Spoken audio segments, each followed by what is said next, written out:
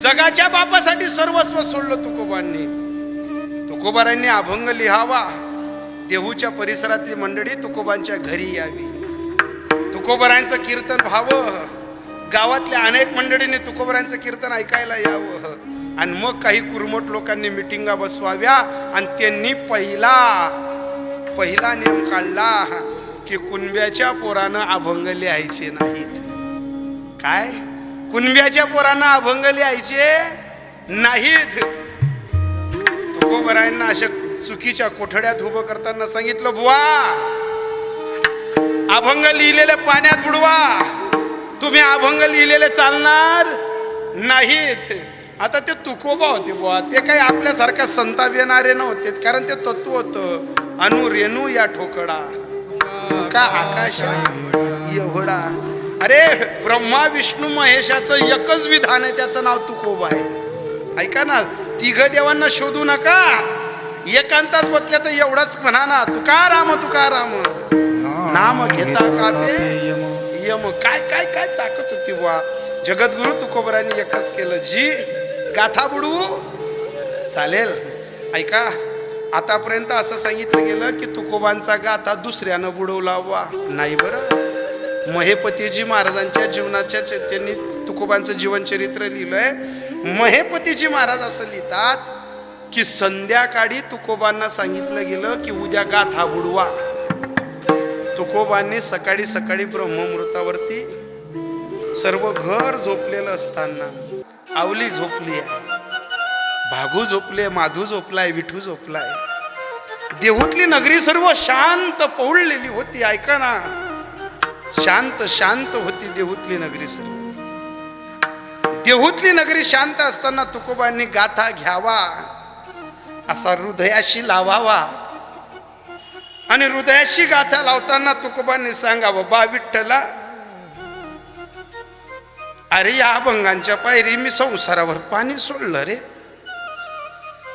ए विठ्ठला, या अभंगांना साठवण्यासाठी मी कुठलाच जीवनातला खेत केला नाही, तुझ्यासाठी सर्व सर्व सोडलं रे. विठ्ठला, मला काहीच नको होतं, पण अभंग पाहिजे होते. पण त्यांच्या मुखातनं शब्द निघाला ना, पंचमंडळींनी सांगितलं ना, पंचमंडळीने सांगितलं ना, गाथा बुडवा, बुडवेन, काय अडचण नाही. त्यांच्या मुखातला शब्द म्हणजे तुझ्या मुखातला शब्द आहे, पांडुरंगा. महाराज, कधीतरी तुकोबांचं जीवन चरित्रपट वाचा. कीर्तन रोज होता, तो कीर्तन भरपूर करतो, पण ज्या दिवशी साधूचं चरित्र वाचताना, साधूचं चरित्र सांगताना डोळ्यात अश्रू आले ना, समजून घ्यावं त्याचं आणि आपलं नातं जुळलं बुवा. त्याचं ना आपलं नातं एकच आहे.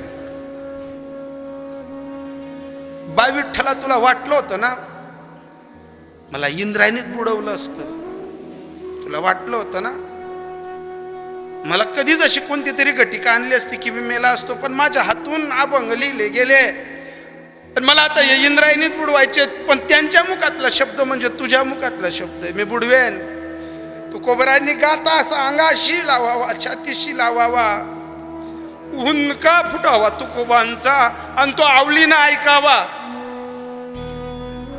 जी बाई संताप करत होती, जिला विठ्ठल आवडत नव्हता, जिला गाथा आवडत नव्हता, जिला बुक्का आवडत नाही, जिला पांडुरंग आवडत नाही, तिनं तुकोबांच्या छातीला लावलेला गाथा असं पाहिला आणि सांगितलं, बुवा काहून रडतायत हो, कशासाठी रडतायत? आवले, आता गाथा आपला नाही राहिला, गाथा लिहू नये म्हणे, बुडवावा. ऐका ताईंनो, सुगरीन तिला नाही म्हणत ग, सर्वे डबे भरलेले असताना ती चांगला स्वयंपाक करते. सुगरीन तिला म्हणतात की नवऱ्याच्या आपत्कालीन संकटात नवऱ्याला जी खालीमान समाजात घालू देत नाही ना, ती सुगरीन असते. सुगरीन तिला म्हणतात. एवढ्या श्रीमंत बापाची लेक होती आवली, पण नाही गेली बापाकडे कधी नवऱ्याचं घरानं सांगायला. मोठ्याच्या घरी परणून आली होती, संसारात दरिद्रीता अवस्था आली, पण नाही गेली कधी नवऱ्याला दोष द्यायला, कधी नाही गेली बापाला दोष द्यायला. आयुष्यभर विठ्ठलाच्या विरोधात राहिली.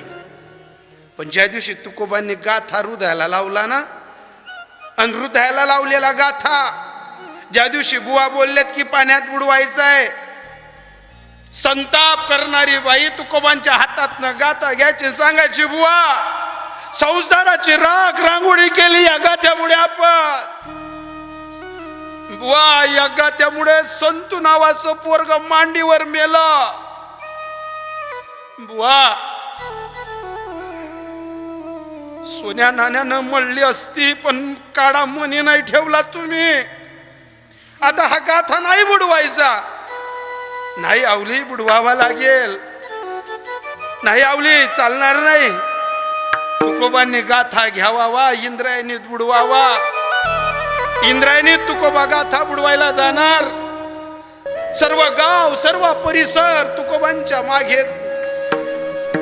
तुकोबांनी गाथा बुडवला आणि पांडुरंगाशी सांगितलं, तू बुद्धी दिली ना गाथा बुडवायची. बुडवला रे, गाथा बुडवला. गाथा बुडवला. तुकोबांनी उपोषण केलं. अन्न पाणी त्याग, सर्व त्याग. अनेक मित्र यायचे. संताजी महाराज जगनाडे आले. वा, नाही उपोषण करायचं. ऐका ना, अनेक मित्र आले. तुकोबांना सांगितलं नाही हो, पण 13 दिवसानंतर असा पराक्रम झाला, मला जगाचा बाप मांडायचा आहे का. गाथा बुडवला तुकोबांनी. आणि गाथा बुडवल्यानंतर तुकोबांच्या मुखातले शब्द होते, हरीने माझे हरिले चित्त, हरीने माझे हरिले चित्त, हरीने माझे हरिले चित्त, हरीने माझे हरिले चित्त. विठ्ठला, माझं चित्त तुझ्या पायी आहे. अरे या गाथ्यामुळं तुला सोपलेलं चित्त आहे. जा, भार वित्त विसरले, संसाराचा भार तुझ्या चरणी दिला. बोलले तुकोबा, हरीने माझे. हे हरी, हे विठ्ठला, तुला सर्वजण दिसले, मी नाही दिसलो. मला धड प्रपंचाचा ठेवला नाही ना, धड तू अध्यात्मातलं ठेवलं नाही. अरे धड संसार करू दिला नाही ना, तू माझा अध्यात्म घडू दिला.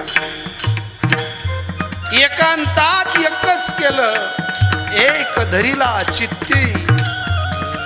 आम्ही रखुमाईचा पती. विरह तयार झाला.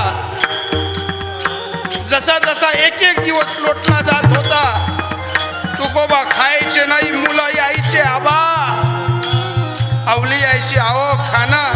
नाही बाई,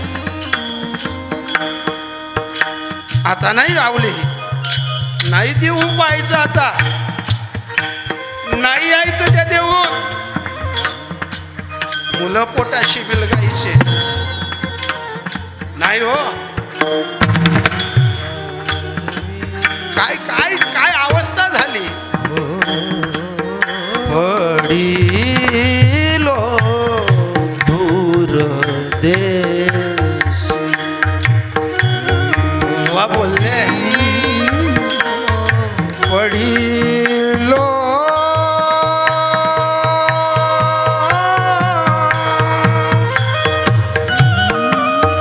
पडिलो दूर देशी.